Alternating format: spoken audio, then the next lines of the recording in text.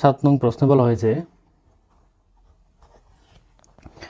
বার্ষিক শতকরা 10% হারে 1000 টাকার 2 বছর পর সরল ও চক্রবৃদ্ধির মুনাফার পার্থক্য কত?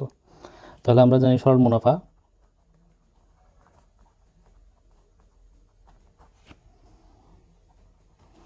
Equal to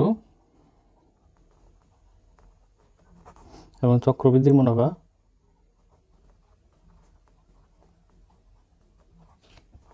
equal to C minus P, যেখানে সি সমান সমান P into 1 plus R to the power N. দেয়া আছে P equal to 1000, N equal to 2 বছর এবং আর ইকুয়াল টু 10। সুতরাং সরল মুনাফা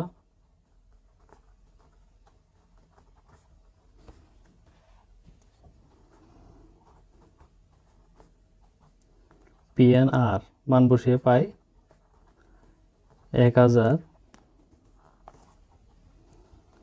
গুণ এন এর মান 2 আর আর এর মান 10 বা 100/10।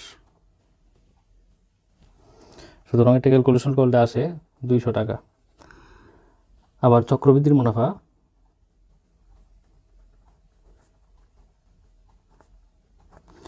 এখানে সি ইকুয়াল টু বলা হয়েছে, সি ইকুয়াল টু চক্রবৃদ্ধির মুনাফা এবং পি প্রারম্ভিক মুনাফা। প্রারম্ভিক মুনাফা আমরা পেয়েছি 1000 টাকা। তাহলে আমরা সি এর মান বের করব। C equal to P into 1 plus R to the power N. P 1000, 1 plus R এর মান 100 আর 10/100 আর এন ইকুয়াল টু 2। সুতরাং চক্রবৃদ্ধির মুনাফা C equal to P into 1 plus R to the power N, এবং এগুলোর মান বসিয়ে পাই পি এর মান 1000, 1 প্লাস 10/100 হোল স্কোয়ার। সুতরাং 1000 ইন্টু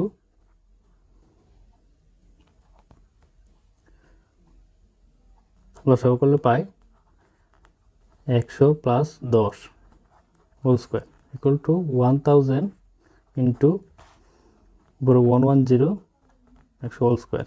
সুতরাং 1000 ইন্টু 110 100 ইন্টু 2 বার লেখা যায় 100। এটা আমরা ক্যালকুলেশন করলে পাই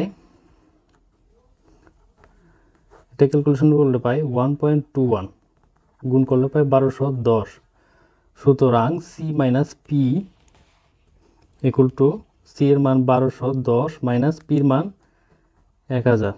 সুতরাং আসে 210। এখন প্রশ্নে বলা হয়েছে সরল মুনাফা এবং চক্রবৃদ্ধি মুনাফার পার্থক্য। সুতরাং পার্থক্য